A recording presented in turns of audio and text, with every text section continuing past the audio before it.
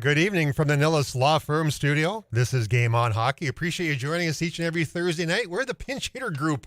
We're 5:30. We're 5:45. We're 6. I haven't done a 6 till 7 o'clock show yet, but one of these days it'll work that way. I'm with my broadcast partner, Scott Taylor. Hey, Scott, how you doing? I'm good tonight. How are you, Travis? Oh, fantastic. The sun's up a little bit later every day. There's going to be heat in that sun one of these days, and we're looking forward to those days, aren't we? Hey, but we have a great show ahead of us. We've been talking about this guest for quite a while. First of all, the text club number is 35270. You may have questions for the gentleman who'll be on shortly. And Twitter at TravisGDunn1 and Scott's at S Taylor Sports. So if you want to follow us on Twitter and get updates on our guests on a weekly basis, you sure can. This week's guest, Paul Nasser, Michigan Daily News, covers University of Michigan hockey. He is here to talk about his research and article about the program COVID during the Fargo Regional last spring, opting out of the Great Lakes game because of what they said was COVID issues. And then, of course, it turned out that his best players were at the World Juniors. He has strong opinions about what may happen to the program and the coach. We'll be talking to him. And Scott, you know, as a journalist, you've covered Winnipeg Jets hockey. You've been in the dressing room a number of times. Ever written an article that made it so you felt a little uncomfortable going into that dressing room? Oh, I can't tell you how many times. Yeah. Such as? Well, I go back in history to the one of the worst lockouts of all was the lockout in the mid-90s in the National Hockey League, a lockout that basically cost Winnipeg its team at the time. And I tended to lean toward the fans and the people of the city of Winnipeg, which of course angered the players. And every day it was difficult to go into the room. And Ty Domi and I, who became pretty good friends, were friends before and became very good friends after. We had a lot of differences of opinion, and that's the last guy I would like to get into any kind of a shouting match with, but I did on a number of occasions, and it wasn't easy. I was a very critical guy of a Winnipeg Blue Bombers team in about 1990, team that won the Grey Cup by about 40 points. And I said they'd win by 3 touchdowns, but it wasn't enough for a couple of players. Wow. So yeah, I've had my moments. I think every journalist that's trying to be objective does. Players would very much, and coaches would very much like you to be a cheerleader. It's I don't think that's good business. Although I must admit that my new magazine now is basically a promotion of hockey in our province. So I've kind of changed my tune as I've got older. But there were days when I was young and snooty and a hotshot that I had some difficulty going into the room. But I think that the one thing that I learned early in my career, very early, is that if you write something critical, you go back and face the guy the next day. And it was different then. Remember, we used to get into the locker room all the time because of COVID and all the other things going on. Hi, Travis. Hi there. All the other things that were going on this year. Players don't get back in, or rather journalists don't get back in Right. to see the guys necessarily the next day. It's a tougher kind of a situation. But we used to have to go back the next day. And I had a sports editor at the Free Press named Hal Sigurdsson, and he loved it when you were critical, but he'd call you at 7 o'clock in the morning and say, practice is at 10, you be there. Oh. Because you had to look the guy right in the eye the next day.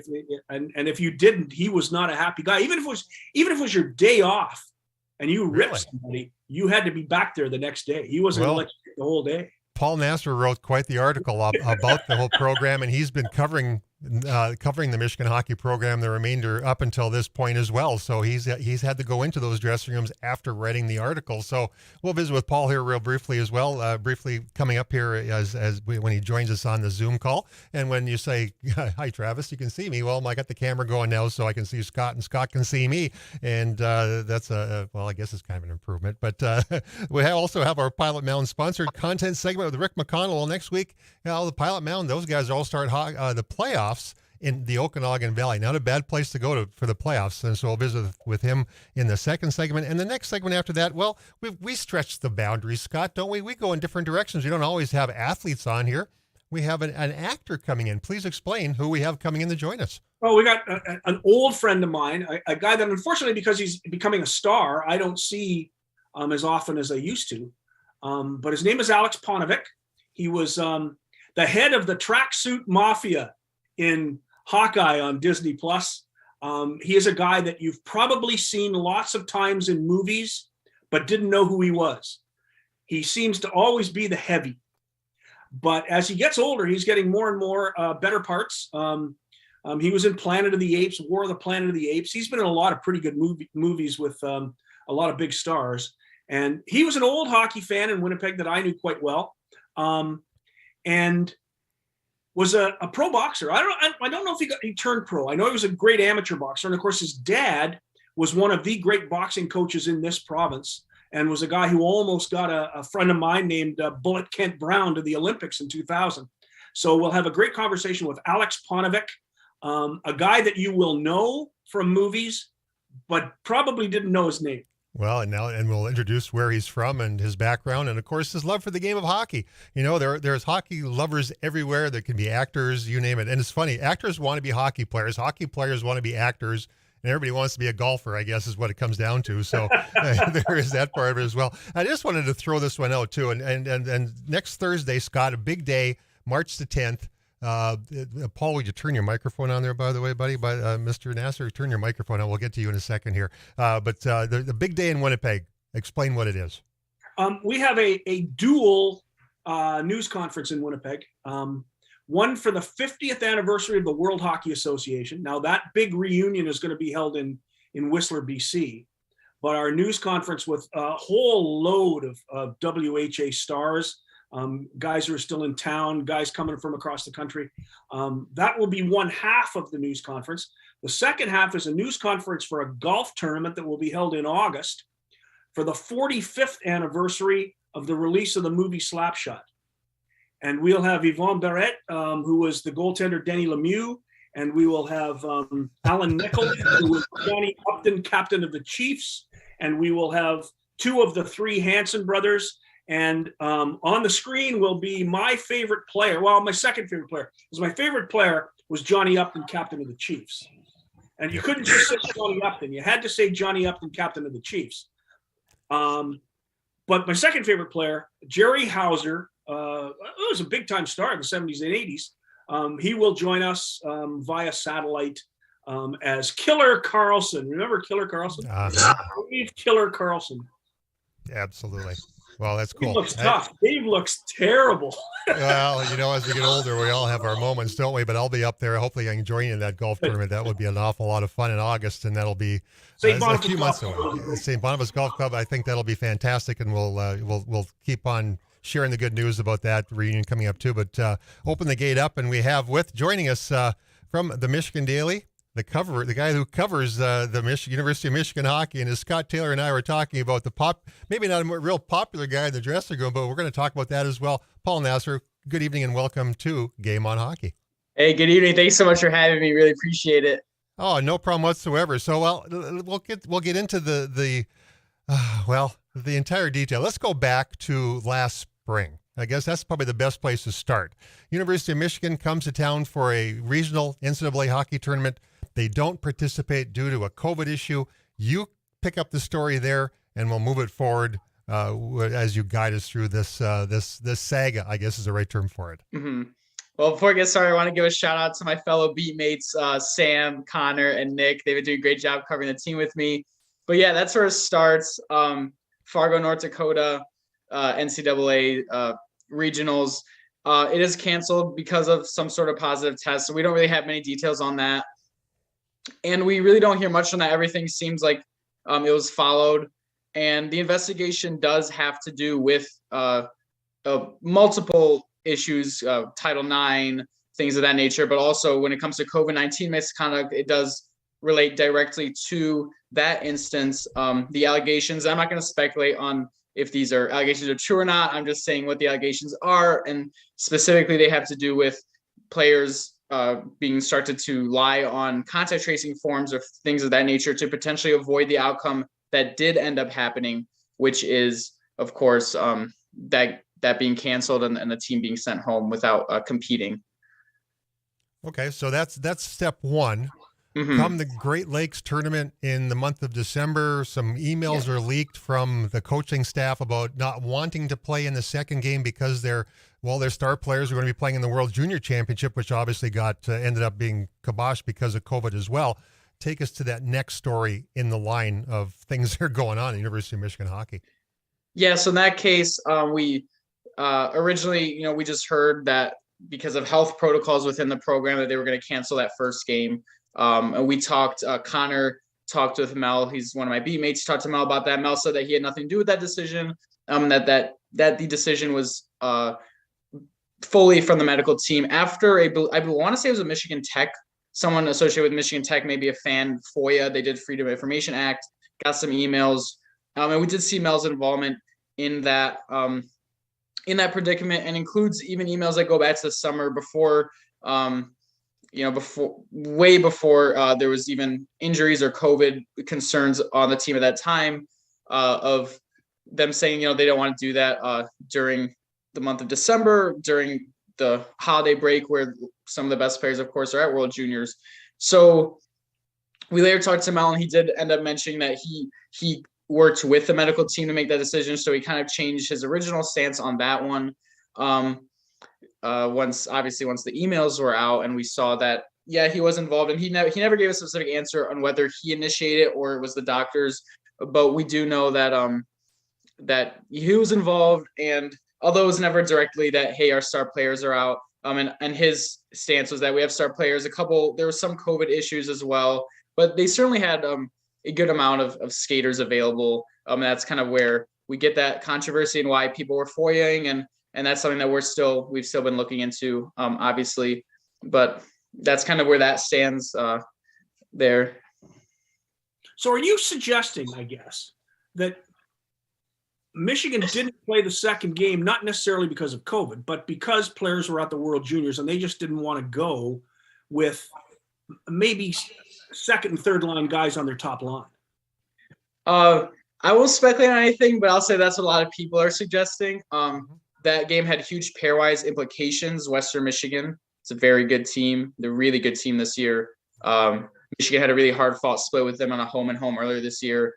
And when you don't have your, those four players, they're going to be a really tough team to beat. I think, Michigan certainly knew that. Now, I'm not going to speculate on whether that was part of the decision, but it certainly has to play some sort of, it's going to be in the back of people's heads, especially with the mathematical system of pairwise deciding seeding. Those games are important. And it certainly works. I won't speculate on whether that came down to, we don't have our best players, we don't want to play, because these are competitors. So I'm not going to speculate there, but I'll say it does work to Michigan's advantage to not play that game, and they did not play that game. So I'll say that.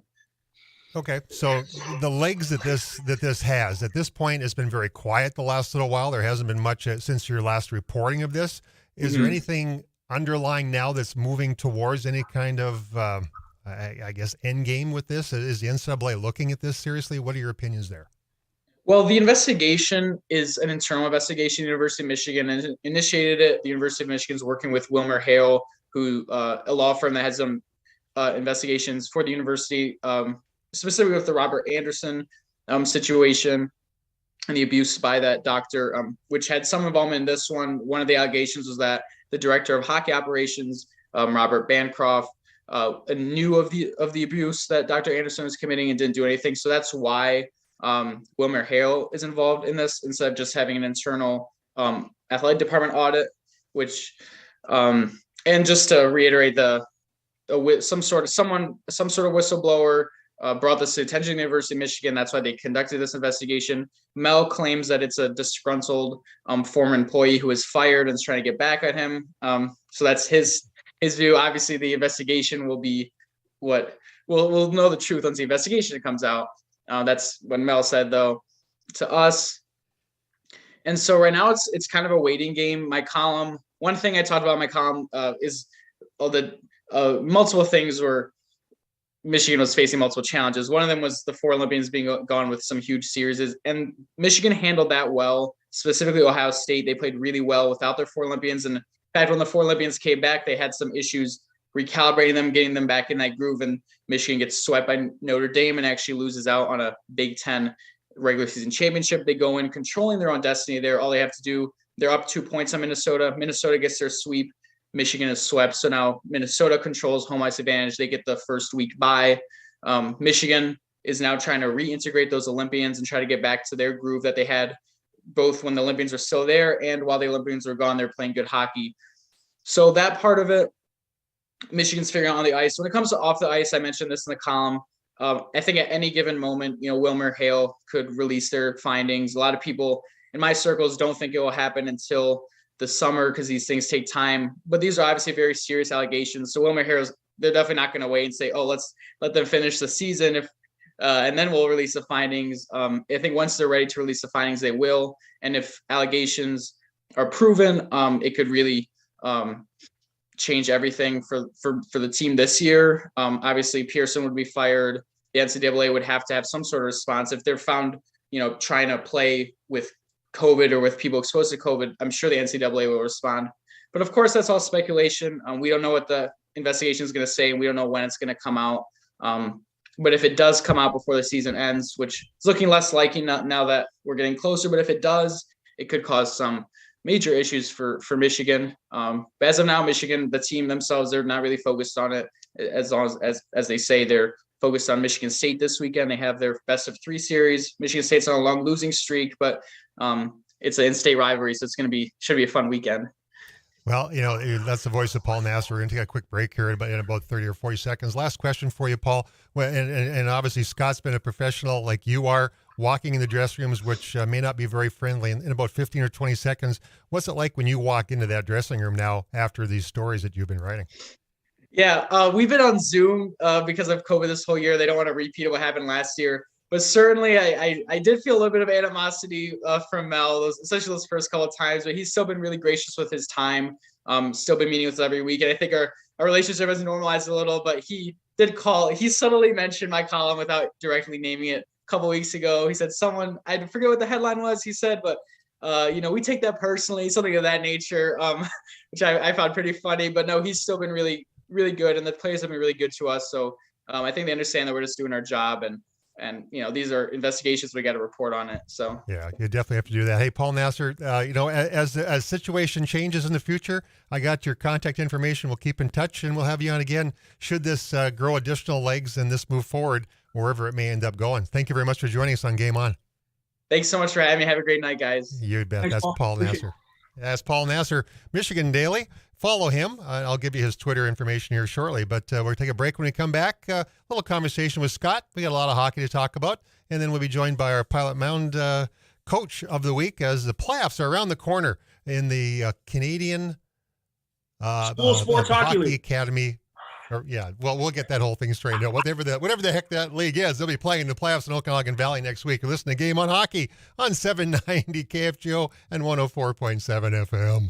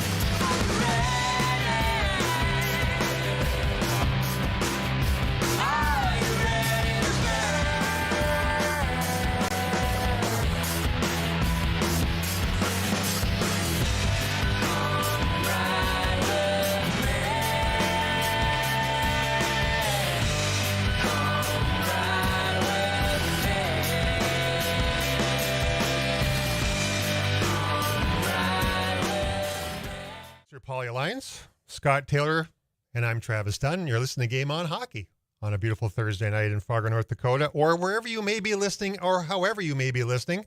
I have a friend of mine watching right now on YouTube Live in lovely Mesa, Arizona. It's 84 degrees there right now, compared to our 17 or 16 or whatever the heck this is. But Scott will be flying off to Florida here in a week or so, seeing that grandkid again and enjoying a little bit of heat. But this is the Nillis Law Firm studios. The Nillis Law Firm, established in the early 1900s.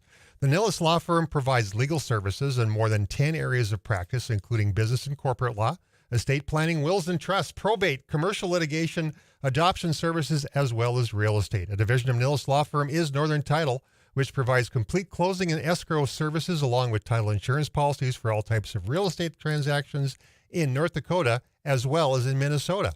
Call Nillis Law Firm at 701-237-5544 or look them up on the World Wide Web at nillislaw.com. And Scott, as a journalist that you've been in so many dressing rooms with so many different people, the situation that Paul Nasser is in, writing articles, it's hard not to take things too personally sometimes, isn't it? Yeah, but the look on his face when he talked about the fact that the head coach of the University of Michigan had quoted his column with the classic, I forget what the headline said. I love that. Yeah, right. But what you know is that they're reading it. Yeah. And that's part of the purpose, is for them to read it. It kind of goes off into the ether if the people you're talking about aren't bothering to read your column. Well, they're reading it. Yeah. And as a journalist, that's the holy grail. You're not in there to write your own little unstuff. It's I have a message for you, and the message is people think you're doing something that probably isn't kosher, and they got the message. So they're not going to like it. But the smile on his face when he was able to talk about the fact that the coach read his column, I know how a journalist feels about that. And there wasn't much of a smile on the face of Blake Wheeler this week when he was being questioned about the team as well. Kind of get into this, the nuances of that situation. The Jets aren't playing great. He gets a little ticked off with a question and almost made it personal, like you guys being the media. Yeah, it was a you guys. Right. People kind of misconstrued that he was going after Jeff Hamilton, and Jeff Hamilton is a pretty tremendous journalist. Just finished an incredible series of pieces on Graham James, and of course we've got that terrible scandal that took place. But he's really good at his job, and I don't think that Blake Wheeler was taking a shot at Jeff Hamilton. He was taking a shot at all of us. Right, that's what I meant. He's not happy that he's being called out on the fact that the Jets might miss the playoffs with a team that everybody thought would certainly be in the playoffs and might have been fighting for a Stanley Cup. And right now, they're going to need a bit of a miracle down the stretch to make it. They're going to have to play very, very well. And yeah, you know what? I'm glad he's upset. As someone who watches this team all the time, get more upset. Get upset enough to win games. That's right. That's what it comes down to. Winning makes everybody very I happy. hope he's more upset at the Dallas Stars and New York Rangers this weekend than he is at the media. Just before we get, before we open the gate, that Mr. McConnell come in and talk Pilot Mound hockey and the playoffs that are right around the corner in the Okanagan next week.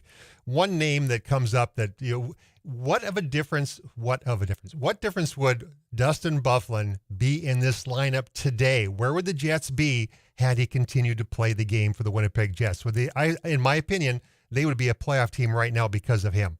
Is that a good assessment? Well, 2 years ago, I saw a video the other day about Justin Morneau's hockey games at his ranch in Minneapolis, and Dustin was there, and he makes me look skinny. Yeah.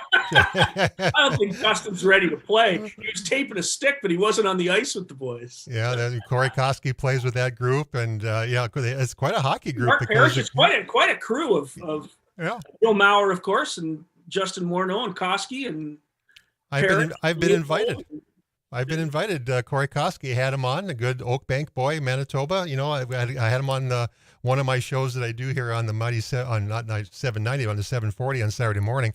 He invited me down to do that one week, but I got to get in shape before I go join those guys. They're bigger than I am, believe it or not. That's a big crew. But with that, we got to change the subject. We can't talk about those guys and their backyard hockey. We're talking about Pilot Mound hockey and their playoffs, which are right around the corner. Hey, Rick, welcome back to the show.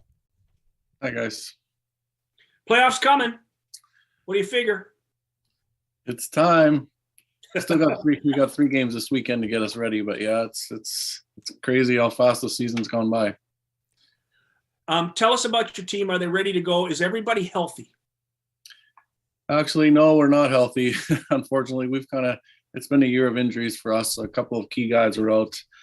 One of our top goalies is out. Hopefully he'll be ready for playoffs, and a couple of forwards are out too as well. But I think by time we leave for Penticton, I think we should be as healthy as we're going to be. So I'm looking forward to finally having a full squad. When you talk about Penticton, let's talk about the experience of Pilot Mound hockey. The association that they are involved with across Canada. Explain when they get there all the nuances around the playoffs, how many games they play, and the experience of playing in an environment like that. Oh, it's a big deal. Because all the CSHL teams from the U15s, U16s, U17s, U18s, and the girls are all out there all at once within 10 days. So there's a lot going on. These kids are exposed to tons of college scouts, Western League scouts, pro scouts. There's all kinds there. So that's a huge thing for them. But just to get out there and get a chance to play for the championship that's what it's all about. We've all worked hard all year to get there, and to go to BC, it's kind of cool for, some of my kids have not been to BC, and we got kids from all over. So that's kind of an experience in itself. And we don't fly, we bus. So it's a 2-day trip out. So the kids get to experience an extra long bus ride. So no, we're excited. I'm excited to get at it. Obviously we're coming off a championship. So it's the time of year I love playing, so we'll see what happens. So COVID has been around this league for so long that you are still the defending champs. Because that's 2019, wasn't it? Yep. There hasn't been any playoffs since. In fact, we just got out of Penticton the day before everything was shut down. Wow. It's hard to believe it's been 2 years, isn't it? Yeah, we're taking the trophy back on the bus with us. Well, and then the next thing is the big deal. Exactly. Well, and championships is what you play the game for, of course. And now, of course, your eyes are already looking at next year, the recruiting process you're going through for next year's team. How is that going? Because obviously there's youngsters in North Dakota, Minnesota, probably a little bit up in northern and southern Manitoba as well that are hearing about Pilot Mound and the great things that we've shared on a weekly basis. How is that recruiting process going for you? Pretty good. About 3 weeks ago, we kind of actively got into it, and Rod, our GM's doing a lot of it right now. The coaches are all kind of pecking away when we have a chance because we're all pretty busy trying to get ourselves ready for playoffs and whatnot. But no, we're open. We're getting a U18 team next year too. So we've got 20 extra boys we've got to recruit. So anyone's interested out there, it's a great opportunity to come to a small town, play hockey every day on the ice, travel all over the countryside. Normally we are playing in the US as well. Hopefully COVID allows us to next year to get back in that North American League. So it's a great opportunity for anybody who wants to get into an academy form. It's a little different than AAA or high school where we're on the ice every day. It's just a good atmosphere to get into. Once you get into it, I don't think some kids realize how awesome it is until you actually get into our programs of the academies to see really what it's all about. Well, that's well said. And with that, we'll let you get your bags packed. Head out to the Okanagan, that 2-day bus trip. Coaches love that. You get the front seat, right? And so you get to pick the movies for the entire trip? Oh, the kids don't even watch the movies anymore. They all have their iPads. It's the new day, Yeah, but it's a little quieter for the Ernie and I. We put on our headphones and away we go. Absolutely, a lot different. Hey, you know what? You've grown greatly yourself in presenting all this, and you've done great in growing into this role as a spokesperson for Pilot Mound. We appreciate you each and every time you come on, Rick, and safe travels. Good luck with the trophy. Hope you get to bring it back to Pilot Mound. Absolutely. Thanks a lot for having me, guys. I appreciate it. Thanks, Rick. Yes, Rick McConnell. Thanks. And when we come back, well, our first ever actor, well, except a couple of us that we're bad actors. That's Scott Taylor and Travis Dunn. When we come back, a true actor will join us, and we'll introduce him to our Game on Hockey audience. And you're indeed listening to that on the mighty 790 KFGO and 104.7 FM.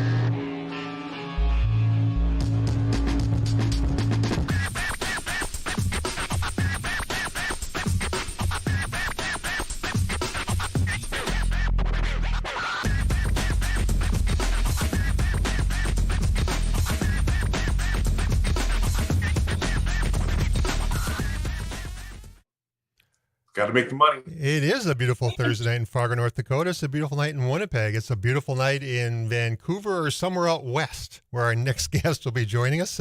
But first of all, I have to do this. The Golf Center in Grand Forks, the golf season is right around the corner.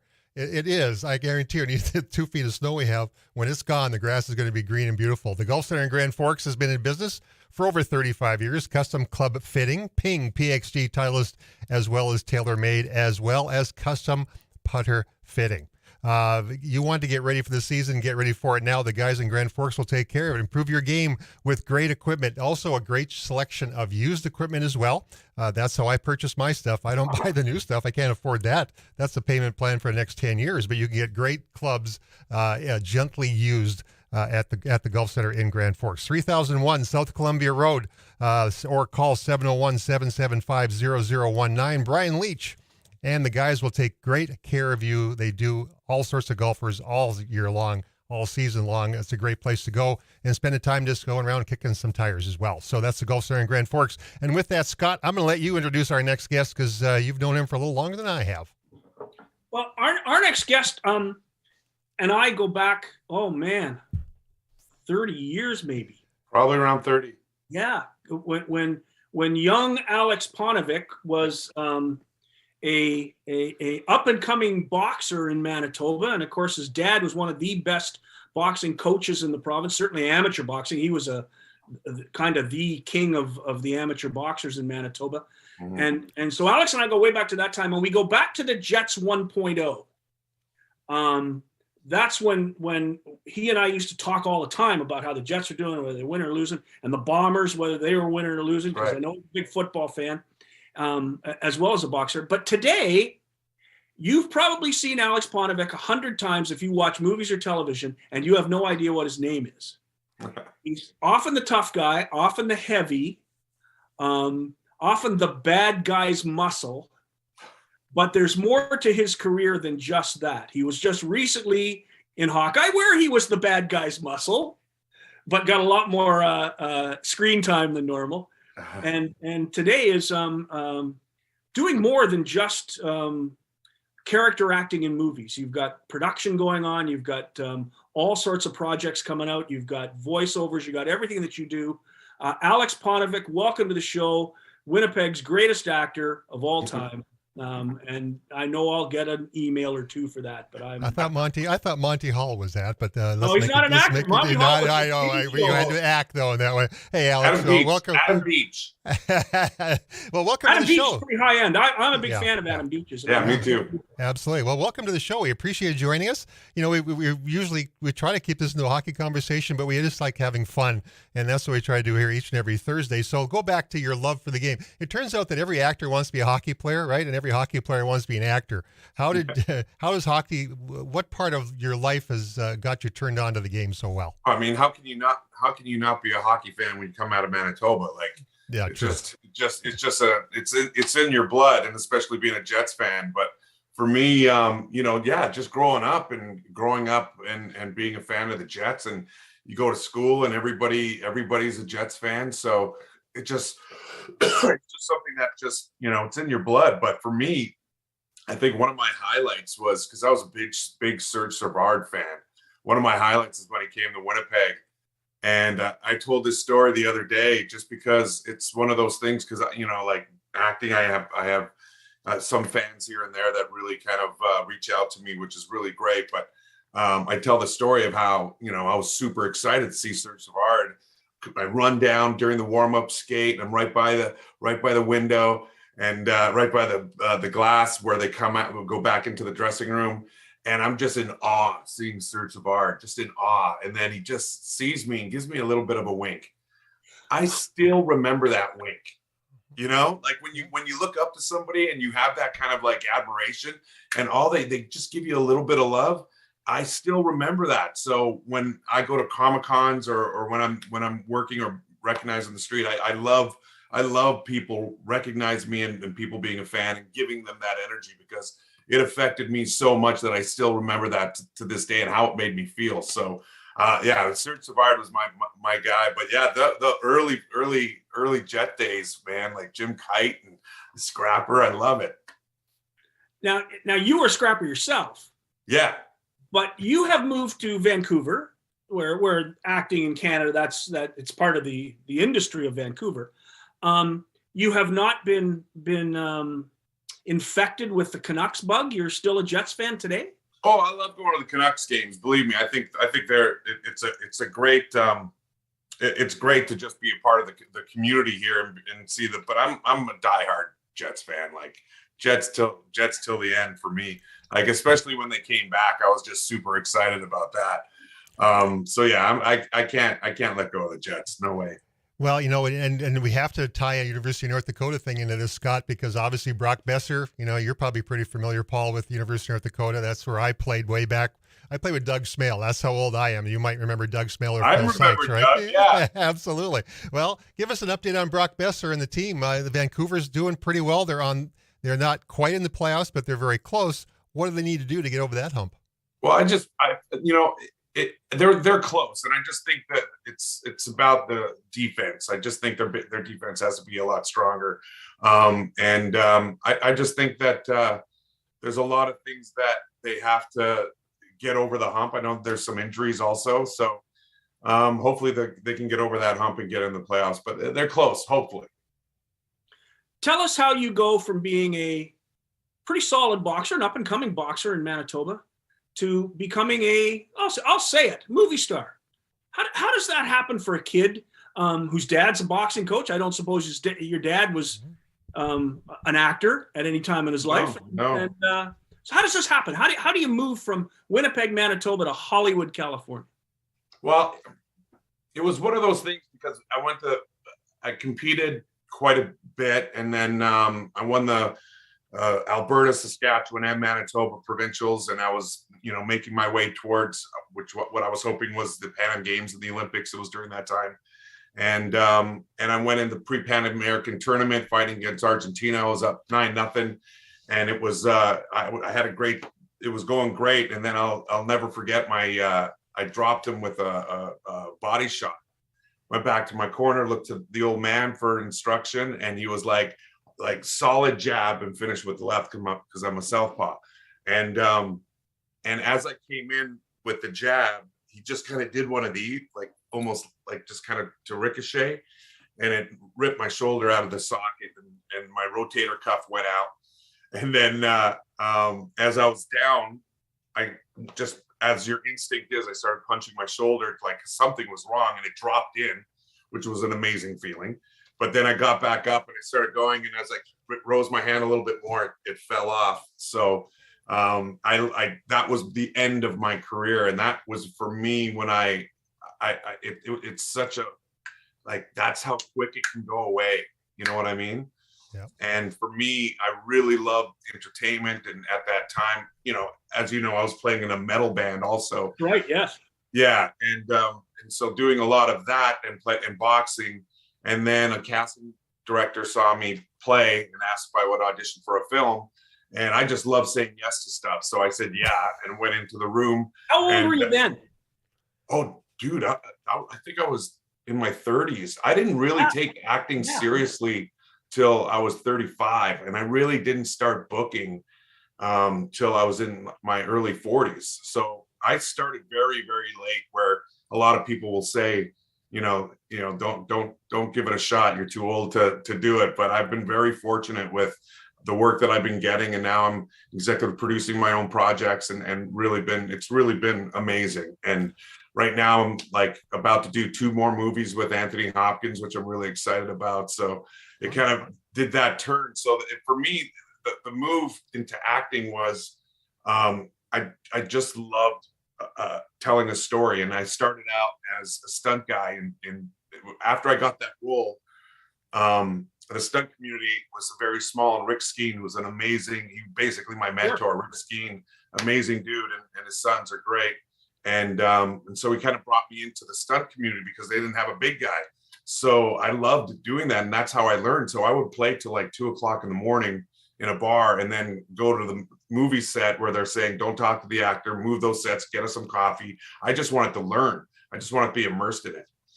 Wow. Well, tell you what we're going to do. We're going to talk about this Anthony Hopkins thing after. You've dropped some names that are a little bigger than Scott Taylor and Travis Dunn. On a Thursday night in Fargo, North Dakota, Alex, did you ever think you'd be on radio in Fargo? Well, we've added that to your list of, you can check that one off. But we'll take a quick break. You can hang around a little bit longer. We're on until 6:45, so you have a little more time. Take a quick break, pay some bills, and we'll come back and carry the conversation on with Alex, with our good friend Scott Taylor. I'm Travis Dunn. This is Game on Hockey with Paulie Alliance back there running things. We'll be back after this after these few messages. You're listening to Game on Hockey on 790 KFGO and 104.7 FM.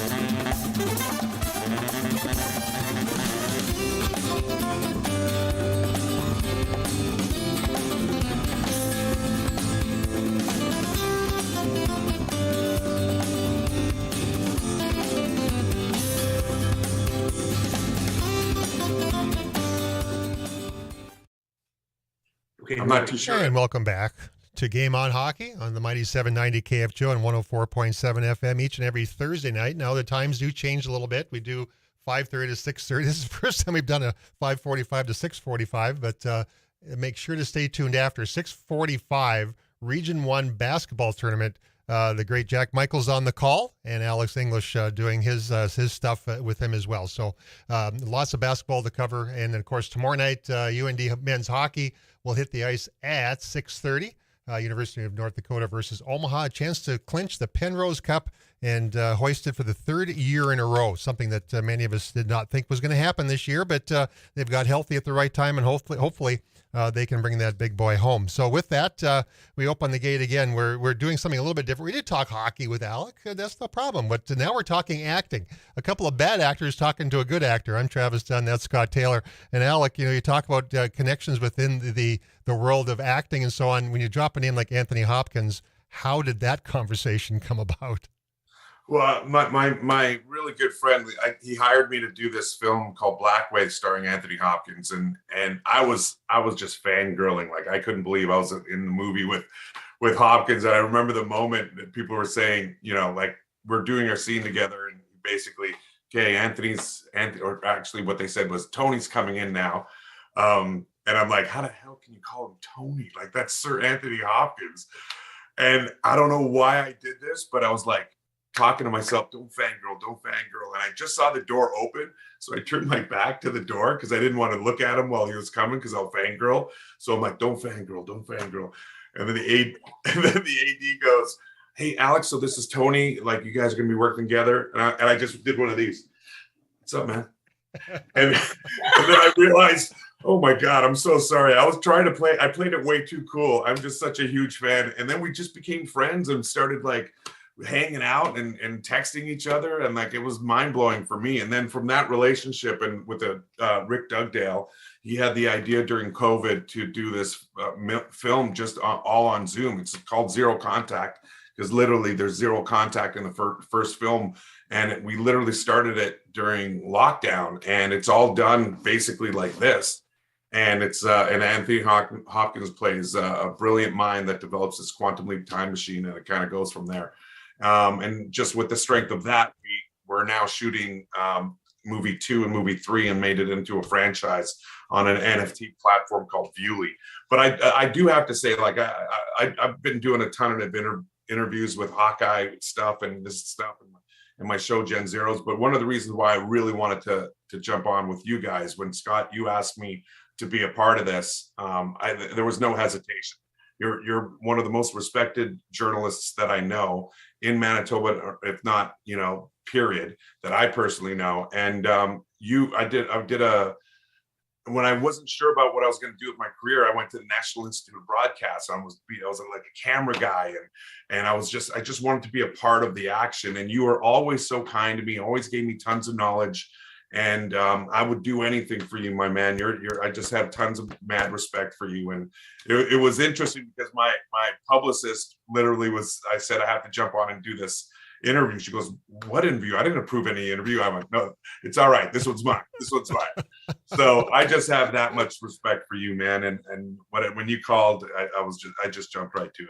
It wasn't even about talking about me. I just wanted to see your face again, man. Well, I tell you what, Alec, that's the voice of Alec Ponovic. You can Google him and find out all about his career. And you know what, Alec, that's the same thing when I thought about doing this radio show. He's north of the border. We could do it on Zoom, do it together. There's no one I respect more and have read for over the years. And people down here, he knows the USHL, he knows NHL, he knows the minor league game, and of course, GameOnHockey.ca. Make sure to look that up too. His wonderful magazine. Scott, you're blushing, but that's high compliment. Well, yeah, right. Before you get started, I got to tell you something that is a close knit thing. So you did an article where I coached Troy Westwood in a boxing match. Yes, I did. Yeah, I remember that. Check out how crazy this is, because I didn't know this until I was actually shooting the second film of the Hopkins film. But Tara Westwood is starring with me in that film, and I didn't know she was Troy's sister until we were already shooting. How'd you not know? They almost look the same. That's when I kind of, like, it hit me. I was like, you almost look like a guy. Like the last thing I would think is she is from Winnipeg and Troy Westwood or had that like connection. And I literally was like, you look like a kicker that played for the Bombers. She goes, that's my brother. I'm like, what? So I just had to get that in there because we were talking about you when we were like shooting. So yeah. Isn't that wonderful? Well, thank you very much for the compliment, but I want to ask you something. How'd you get the Hawkeye role? That's big time. That's Disney money. Yeah. How did it come about? Honestly, man, it was an audition that doesn't have a title. It literally says Untitled Project, and the sides are all different. And I was literally working on something else at the time. So when the audition came in, it was literally one take. And it was me playing. I usually play Eastern European dudes, which kind of is in my pocket. So I literally just sent that out because I only had 15 minutes to do this audition. Then I had to get back to work. And then I get a call from my agent going, you booked Marvel. I went, when did I go out for Marvel? What? And they're like, you just booked Hawkeye. When did I audition for Hawkeye? And they're like, that one that you did that didn't know what it was. And I said, really? And so that's how I got it. And then, fast forward, and we spent 7.5 months in New York and Atlanta shooting it. It was pretty great. And having that, interview with the call with the director and the producers and them saying, they did a worldwide search. And so they got one guy, Piotr from Poland, Carlos from Florida, and myself. And we're very, very good friends now. So it was a blast doing the show for sure. Well, you talked about working with Anthony Hopkins. You also work with Jeremy Renner. I mean, he's big time. And Haley Steinfeld is big time now. I mean, oh yeah, a little older. I mean, she's a different generation, but we're talking big time names. Yeah. I mean, really. Yeah. It's great. And what's so crazy is that I was in Vancouver, and one of my friends runs a really fantastic studio called Railtown. It's an actor studio. And D'Onofrio was shooting up here, and I'm talking, this was like just before the pandemic started, and he was up here working. So he loves to go into classes and just teach a workshop. He loves to stay active.